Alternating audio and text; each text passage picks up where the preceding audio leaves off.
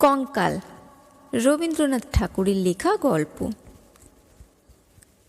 আমরা তিন বাল্যসঙ্গী যে ঘরে শয়ন করিতাম, তাহার পাশের ঘরের দেওয়ালে একটি আস্ত নর কঙ্কাল ঝুলানো থাকিত।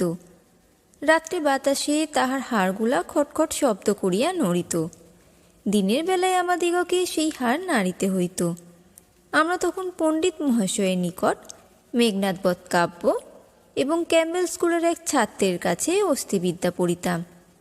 আমাদের অভিভাবকের ইচ্ছা ছিল আমাদিগকে সহসা সর্ববিদ্যায় পারদর্শী করিয়া তুলিবেন। তাহার অভিপ্রায় কতদূর সফল হইয়াছে, যাহারা আমাদিগকে জানেন তাহাদের নিকট প্রকাশ করা বাহুল্য, এবং যাহারা জানেন না তাহাদের নিকট গোপন করাই শ্রেয়। তাহার পর বহুকাল অতীত হইয়াছে। ইতিমধ্যে সেই ঘর হইতে কঙ্কাল এবং আমাদের মাথা হইতে অস্থিবিদ্যা কোথায় স্থানান্তরিত হইয়াছে অন্বেষণ করিয়া জানা যায় না। অল্পদিন হইল, একদিন রাত্রে কোনো কারণে অন্যত্র স্থানাভাব হওয়াতে আমাকে সেই ঘরে শয়ন করিতে হয়। অনভ্যাসবশত ঘুম হইতেছে না। এপাশ ওপাশ করিতে করিতে গির্জার ঘড়িতে বড় বড় ঘণ্টাগুলো প্রায় সব কটা বাজিয়া গেল। এমন সময়ে ঘরের কোণে যে তেলের সেজ জ্বলিতেছিল, সেটা প্রায় মিনিট 5 ধরিয়া খাবি খাইতে খাইতে একেবারে নিবিয়া গেল। ইতিপূর্বেই আমাদের বাড়িতে 2-1টা দুর্ঘটনা ঘটিয়াছে, তাই এই আলো নেবা হইতে সহজেই মৃত্যুর কথা মনে উদয় হইল। মনে হইল এই যে রাত্রি 2 প্রহরে একটি দীপশিখা চির অন্ধকারে মিলাইয়া গেল, প্রকৃতির কাছে ইহাও যেমন, আর মানুষের ছোট ছোট প্রাণশিখা কখনো দিনে কখনো রাত্রে হঠাৎ নিভিয়া বিস্মৃত হইয়া যায়, তাহাও তেমনি। ক্রমে সেই কঙ্কালের কথা মনে পড়িল। তাহার জীবিতকালের বিষয়ে কল্পনা করিতে করিতে সহসা মনে হইল একটি চেতন পদার্থ অন্ধকারে ঘরের দেওয়াল হাতড়াইয়া আমার মশারির চারিদিকে ঘুরিয়া ঘুরিয়া বেড়াইতেছে। তাহার ঘন ঘন নিঃশ্বাসের শব্দ শোনা যাইতেছে। সে যেন কি খুঁজিতেছে, পাইতেছে না, এবং দ্রুততর বেগে ঘরময় প্রদক্ষিণ করিতেছে। নিশ্চয়ই বুঝিতে পারিলাম সমস্তই আমার নিদ্রাহীন উষ্ণ মস্তিষ্কের কল্পনা, এবং আমারই মাথার মধ্যে বো বো করিয়া যে রক্ত ছুটিতেছে তাহাই দ্রুত পদশব্দের মতো শুনাইতেছে। কিন্তু তবু গা ছমছম করিতে লাগিল। জোর করিয়া এই অকারণ ভয় ভাঙিবার জন্য বলিয়া উঠিলাম, কেও? পদশব্দ আমার মশারির কাছে আসিয়া থামিয়া গেল, এবং একটা উত্তর শুনিতে পাইলাম, আমি আমার সেই কঙ্কালটা কোথায় গেছে তাই খুঁজিতে আসিয়াছি। আমি ভাবলাম নিজের কাল্পনিক সৃষ্টির কাছে ভয় দেখানো কিছু নয়, তাই পাশ বালিশটা সবলে আঁকড়াইয়া ধরিয়া চিরপরিচিতের মতো অতি সহজ সুরে বলিলাম, এই দুপুর রাত্রে বেশ কাজটি বাহির করিয়াছ, তা সে কঙ্কালে এখন আর তোমার আবশ্যক? অন্ধকারে মশারির অত্যন্ত নিকট হইতেই উত্তর আসিল, বলো কি? আমার বুকের হাড় যে তাহারই মধ্যে ছিল, আমার 26 বৎসরের যৌবন যে তাহার চারিদিকে বিকশিত হইয়াছিল, একবার দেখিতে ইচ্ছে করে না? আমি তৎক্ষণাৎ বলিলাম, হ্যাঁ, কথাটা সঙ্গত বটে, তা তুমি সন্ধান করোগে চাও, আমি একটু ঘুমাইবার চেষ্টা করি। সে বলিল, তুমি একলা আছো বুঝি? তবে একটু বসি, একটু গল্প করা যাক। 35 বৎসর পূর্বে আমিও মানুষের কাছে বসিয়া মানুষের সঙ্গে গল্প করিতাম। এই 35টা বৎসর আমি কেবল শ্মশানের বাতাসে হুহু শব্দ করিয়া বেড়াইয়াছি। আজ তোমার কাছে বসিয়া আর একবার মানুষের মতো করিয়া গল্প করি। অনুভব করিলাম আমার মশারির কাছে কে বসিল। নিরুপায় দেখিয়া আমি বেশ একটু উৎসাহের সহিত বলিলাম, সেই ভালো, যাহাতে মন বেশ প্রফুল্ল হইয়া ওঠে এমন একটা কিছু গল্প বলো। সে বলিল, সবচেয়ে মজার কথা যদি শুনতে চাও তো আমার জীবনের কথা বলি। তখন গির্জার ঘড়িতে ঢং ঢং করিয়া 2টা বাজিল। যখন মানুষ ছিলাম এবং ছোট ছিলাম তখন এক ব্যক্তিকে জমের মতো ভয় করিতাম। তিনি আমার স্বামী। মাছকে বড়শি দিয়া ধরিলে তাহার যেমন মনে হয় আমারও সেই রূপ মনে হইত, অর্থাৎ কোনো এক সম্পূর্ণ অপরিচিত জীব যেন বড়শিতে গাঁথিয়া আমাকে আমার স্নিগ্ধ গভীর জন্মজলাশয় হইতে টান মারিয়া ছিনিয়া লইয়া যাইতেছে। কিছুতে তাহার হাত হইতে পরিত্রাণ নাই। বিবাহের 2 মাস পরেই আমার স্বামীর মৃত্যু হইল এবং আমার আত্মীয় স্বজনেরা আমার হইয়া অনেক বিলাপ পরিতাপ করিলেন। আমার শ্বশুর অনেকগুলি লক্ষণ মিলাইয়া দেখিয়া শাশুড়িকে কহিলেন, শাস্ত্রে যাহাকে বলে বিষকন্যা, এই মেয়েটির তাই। সেই কথা আমার স্পষ্ট মনে আছে। শুনিতেছ?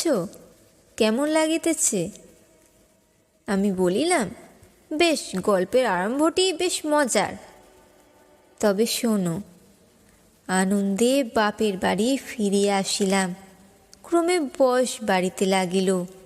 লোকে আমার কাছে লুকাইতে চেষ্টা করিত, কিন্তু আমি নিজে বেশ জানিতাম আমার মতো রূপসী এমন যেখানে সেখানে পাওয়া যায় না। তোমার কি মনে হয়? খুব সম্ভব, কিন্তু আমি তোমাকে কখনো দেখি নাই। দেখো নাই? কেন? আমার সেই কঙ্কাল? আমি ঠাট্টা করিতেছি। তোমার কাছে কি করিয়া প্রমাণ করিব যে সেই 2টো শূন্য চক্ষু কোঠরের মধ্যে বড় বড় টানা 2টি কালো চোখ ছিল এবং রাঙা ঠোঁটের উপরে যে মৃদু হাসিটুকু মাখানো ছিল এখনকার অনাবৃত দন্তসার বিকট হাস্যের সঙ্গে তার কোনো তুলনাই হয় না।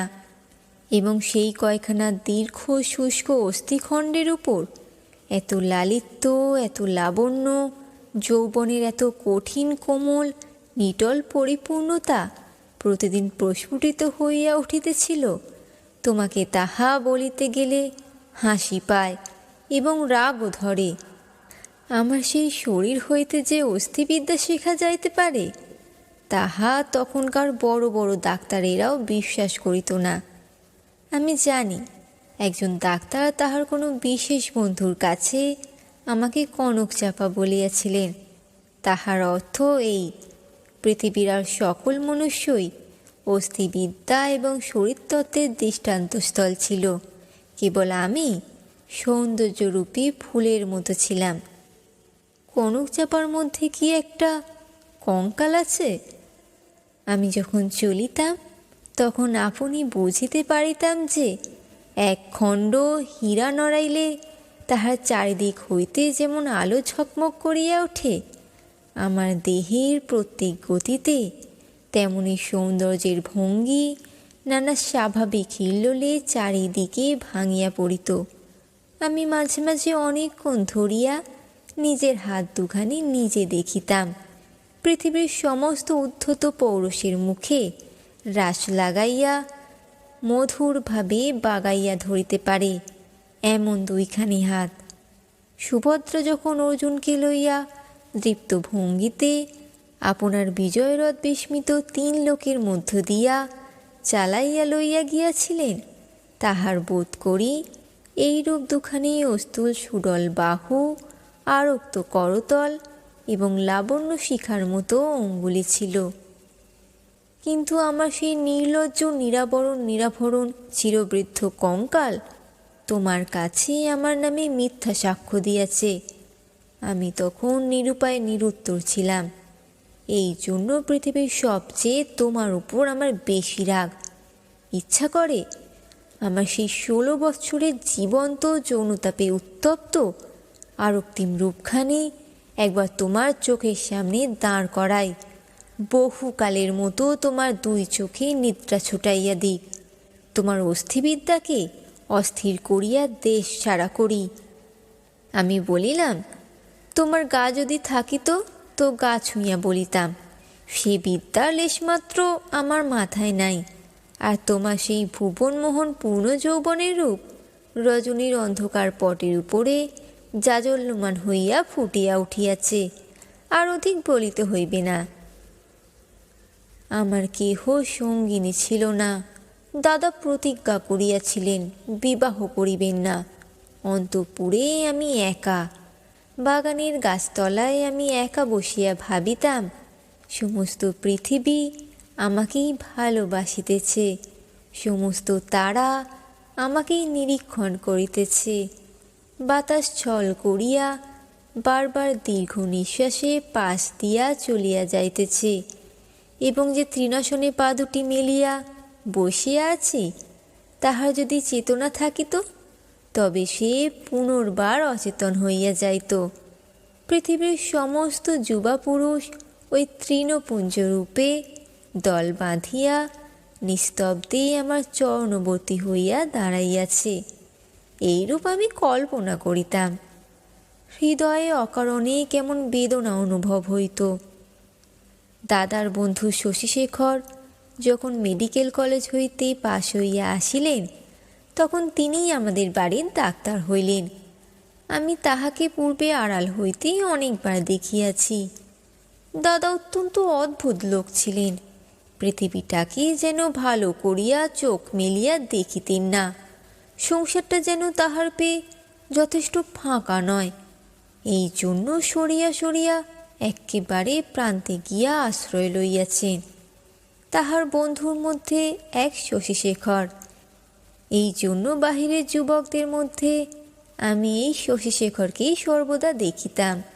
এবং যখন আমি সন্ধ্যাকালে পুষ্পতরুতলে সম্রাজ্ঞীর আসন গ্রহণ করিতাম, তখন পৃথিবীর সমস্ত পুরুষ জাতি শশীশেখরের মূর্তি ধরিয়া আমার চরণাগত হইত। শুনিতেছ, কি মনে হইতেছে? আমি স্বনিশ্বাসে বলিলাম, মনে হইতেছে শশীশেখর হইয়া জন্মিলে বেশ হইত। আগে সবটা শোনো। একদিন বাতলার দিনে আমার জ্বর হইয়াছে। ডাক্তার দেখিতে আসিয়াছেন। সেই প্রথম দেখা। আমি জানালার দিকে মুখ করিয়াছিলাম, সন্ধ্যার লাল আভাটা পড়িয়া রুগ্ন মুখের বিবর্ণতা যাহাতে দূর হয়। ডাক্তার যখন ঘরে ঢুকিয়াই আমার মুখের দিকে একবার চাহিলেন, তখন আমি মনে মনে ডাক্তার হইয়া কল্পনায় নিজের মুখের দিকে চাহিলাম। সেই সন্ধ্যালোকে কোমল বালিশের উপরে একটি ঈষৎকৃষ্ট কুসুম পেলব মুখ, অসংযমিত চূর্ণকুন্তল ললাটের উপর আসিয়া পড়িয়াছে, এবং লজ্জায় আনমনিত বড় বড় চোখের পল্লব কপলের উপর ছায়া বিস্তার করিয়াছে। ডাক্তার নম্র মৃদুস্বরে দাদাকে বলিলেন, একবার হাতটা দেখিতে হইবে। আমি গাত্রা বর্ণের ভিতর হইতে ক্লান্ত সুগল হাতখানি বাহির করিয়া দিলাম। একবার হাতের দিকে চাহিয়া দেখিলাম। যদি নীলবর্ণ কাঁচের চুড়ি পরিতে পারিতাম তো আরও বেশ মানাইত। রোগীর হাত লইয়া নাড়ি দেখিতে ডাক্তারের এমন ইতস্তত ইতিপূর্বে কখনো দেখি নাই। অত্যন্ত অসংলগ্নভাবে কম্পিত অঙ্গুলিতে নাড়ি দেখিলেন। তিনি আমার জ্বরের উত্তাপ বুঝিলেন। আমিও তাহার অন্তরের নাড়ি কিরূপ চলিতেছে কতকটা আভাস পাইলাম। বিশ্বাস হইতেছে না? আমি বলিলাম, অবিশ্বাসের কোনো কারণ দেখিতেছি না। মানুষের নারী সকল অবস্থায় সমান চলে না। কালক্রমে আরও ২-৪বার রোগ ও আরোগ্য হইবার পরে দেখিলাম, আমার সেই সন্ধ্যাকালের মানুষ সভায় পৃথিবীর কোটি কোটি পুরুষ সংখ্যা অত্যন্ত হ্রাস হইয়া ক্রমে একটিতে আসিয়া ঠেকিল। আমার পৃথিবী প্রায় জনশূন্য হইয়া আসিল। জগতে কেবল একটি ডাক্তার এবং একটি রোগী অবশিষ্ট রহিল। আমি গোপনে সন্ধ্যাবেলায় একটি বাসন্তী রঙের কাপড় পরিতাম। ভালো করিয়া খোঁপা বাঁধিয়া মাথায় এক গাছি বেল ফুলের মালা জড়াইতাম একটি আয়না হাতে লইয়া বাগানে গিয়া বসিতাম। কেন, আপনাকে দেখিয়া কি আর পরিতৃপ্তি হয় না? বাস্তবিকই হয় না, কেননা আমি তো আপনি আপনাকে দেখিতাম না। আমি তখন একলা বসিয়া দুইজন হইতাম। আমি তখন ডাক্তার হইয়া আপনাকে দেখিতাম, মুগ্ধ হইতাম। অথচ প্রাণের ভিতরে একটা দীর্ঘ নিঃশ্বাস সন্ধ্যা বাতাসের মতো হু হু করিয়া উঠিত। সেই হইতে আমি আর একলা ছিলাম না। যখন চলিতাম নত নেত্রে চাহিয়া দেখিতাম পায়ের অঙ্গুলিগুলি পৃথিবীর উপরে কেমন করিয়া পড়িতেছে, এবং ভাবিতাম এই পদপে আমাদের নতুন পরীক্ষাতজ্ঞ ডাক্তারের কেমন লাগে। মধ্যাহ্নে জানালার বাহিরে রৌদ্র ঝাঁ ঝাঁ করিত, কোথাও সারা শব্দ নাই। মাঝে মাঝে এক একটা চিল অতি দূর আকাশে শব্দ করিয়া উড়িয়া যাইত, এবং আমাদের উদ্যান প্রাচীরের বাহিরে খেলনাওয়ালা সুর করিয়া চাই খেলনা চাই, চুড়ি চাই করিয়া ডাকিয়া যাইত। আমি একখানি ধপধপে চাদর পাতিয়া নিজের হাতে বিছানা করিয়া শয়ন করিতাম। একখানি অনাবৃত বাহু কোমল বিছানার উপরে যেন অনাদরে মেলিয়া দিয়া ভাবিতাম এই হাতখানি এমনই ভঙ্গিতে কে যেন দেখিতে পাইল, কে যেন দুইখানি হাত দিয়া তুলিয়া লইল, কে যেন ইহার আরক্ত করতলের উপর একটি চুম্বন রাখিয়া দিয়া আবার ধীরে ধীরে ফিরিয়া যাইতেছে। মনে করো এখানেই গল্পটা যদি শেষ হয়, তাহা হইলে কেমন হয়? আমি বলিলাম, মন্দ হয় না, একটু অসম্পূর্ণ থাকে বটে, কিন্তু সেইটুকু আপন মনে পূরণ করিয়া লইতে বাকি রাতটুকু বেশ কাটিয়া যায়। কিন্তু তাহা হইলে গল্পটা যে বড় গম্ভীর হইয়া পড়ে, ইহার উপহাসটুকু থাকে কোথায়? ইহার ভিতরকার কঙ্কালটা তাহার সমস্ত দাঁত কটি মিলিয়া দেখা দেয় কই? তারপরে শোনো, একটুখানি পসার হইতেই আমাদের বাড়ির একতলায় ডাক্তার তাহার ডাক্তারখানা খুলিলেন। তখন আমি তাহাকে মাঝে মাঝে হাসিতে হাসিতে ঔষধের কথা, বিষের কথা, কি করিলে মানুষ সহজে মরে, এই সকল কথা জিজ্ঞাসা করিতাম। ডাক্তারির কথায় ডাক্তারের মুখ খুলিয়া যাইত।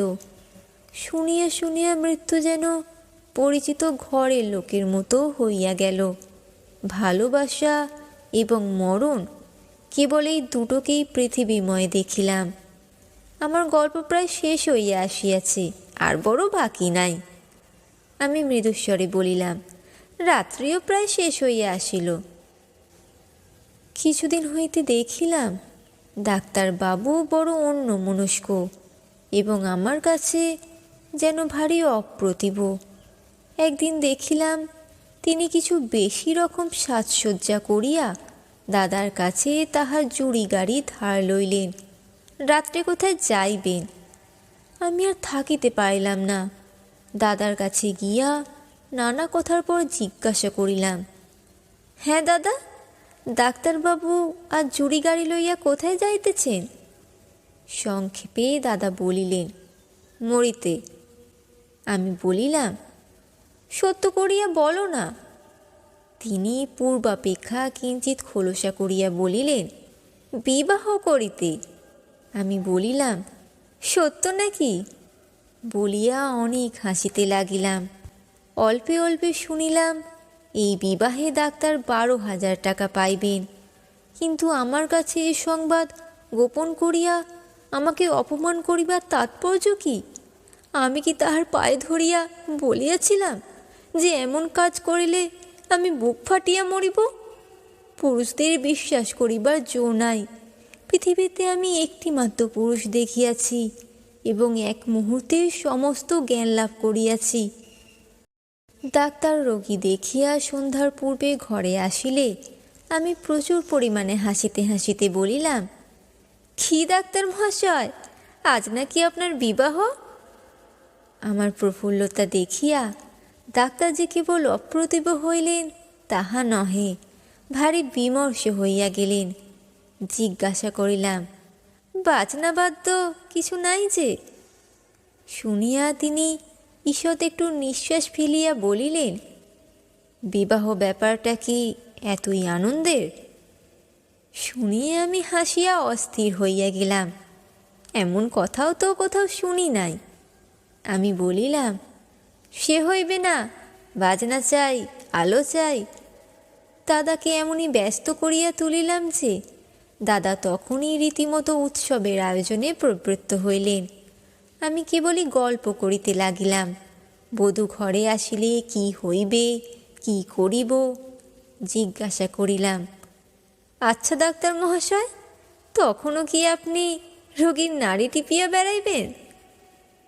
যদিও মানুষের, বিশেষত পুরুষের মনটা দৃষ্টিগোচর নয়, তবু আমি শপথ করিয়া বলিতে পারি, কথাগুলি ডাক্তারের বুকে শেলের মতো বাজিতেছিল। অনেক রাত্রে লগ্ন। সন্ধ্যাবেলায় ডাক্তার ছাতের উপর বসিয়া দাদার সহিত 2-1 পাত্র মদ খাইতেছিলেন। দুজনেরই এই অভ্যাসটুকু ছিল। ক্রমে আকাশে চাঁদ উঠিল। আমি হাসিতে হাসিতে আসিয়া বলিলাম, ডাক্তার মহাশয়, ভুলিয়া গেলেন নাকি যাত্রার যে সময় হইয়াছে? এইখানেই একটা সামান্য কথা বলা আবশ্যক। ইতিমধ্যে আমি গোপনে ডাক্তারখানায় গিয়া খানিকটা গুঁড়া সংগ্রহ করিয়া আনিয়াছিলাম এবং সেই গুঁড়ার কিয়দংশ সুবিধামতো অলক্ষিতে ডাক্তারের গ্লাসে মিশাইয়া দিয়াছিলাম। কোন গুঁড়া খাইলে মানুষ মরে ডাক্তারের কাছে শিখিয়াছিলাম। ডাক্তার এক চুমুকে গ্লাসটি শেষ করিয়া কিঞ্চিত আর্দ্র গদগদ কণ্ঠে আমার মুখের দিকে মর্মান্তিক দৃষ্টিপাত করিয়া বলিলেন, তবে চলিলাম। বাঁশি বাজিতে লাগিল। আমি একটি বারাণসী শাড়ি পরিলাম। যতগুলি গহনা সিন্ধুকে তোলা ছিল সব কটি বাহির করিয়া পরিলাম। সিঁথিতে বড় করিয়া সিঁদুর দিলাম। আমার সেই বকুল তলায় বিছানা পাতিলাম। বড় সুন্দর রাত্রি, ফুটফুটে জ্যোৎস্না।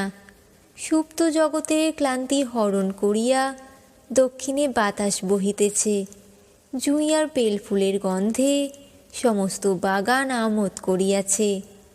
বাঁশির শব্দ যখন ক্রমে দূরে চলিয়া গেল, জ্যোৎস্না যখন অন্ধকার হইয়া আসিল, এই তরু পল্লব এবং আকাশ এবং জন্মকালের ঘর দুয়ার লইয়া পৃথিবী যখন আমার চারিদিক হইতে মায়ার মতো মিলাইয়া যাইতে লাগিল, তখন আমি নেত্র নিমীলন করিয়া হাসিলাম। ইচ্ছা ছিল যখন লোকে আসিয়া আমাকে দেখিবে, তখন এই হাসিটুকু যেন রঙিন নেশার মতো আমার ঠোঁটের কাছে লাগিয়া থাকে। ইচ্ছা ছিল যখন আমার অন্তরাত্মার বাসর ঘরে ধীরে ধীরে প্রবেশ করিব, তখন এই হাসিটুকু এখান হইতেই মুখে করিয়া লইয়া যাইব। কোথায় বাসর ঘর? আমার সে বিবাহের বেশ কোথায়? নিজের ভিতর হইতেই একটা খটখট শব্দে জাগিয়া দেখিলাম, আমাকে লইয়া 3টি বালক অস্থিবিদ্যা শিখিতেছে। বুকে যেখানে সুখ দুঃখ ধুক ধুক করিত এবং যৌবনের পাপড়ি প্রতিদিন একটি একটি করিয়া প্রস্ফুটিত হইত, সেইখানে বেত্র নির্দেশ করিয়া কোন অস্থির কী নাম মাস্টার শিখাইতেছেন। আর সেই যে অন্তিম হাসিটুকু ওষ্ঠের কাছে ফুটাইয়া তুলিয়াছিলাম, তাহার কোনো চিহ্ন দেখিতে পাইয়াছিলে কি? গল্পটা কেমন লাগিল? আমি বলিলাম, গল্পটি বেশ প্রফুল্লকর। এমন সময় প্রথম কাক ডাকিল। জিজ্ঞাসা করিলাম, এখনো আছো কি? কোনো উত্তর পাইলাম না। ঘরের মধ্যে ভোরের আলো প্রবেশ করিল। নমস্কার। গল্পটা কেমন লাগলো কমেন্টে জানাবেন। যদি ভালো লাগে একটি লাইক করে দেবেন। ধন্যবাদ।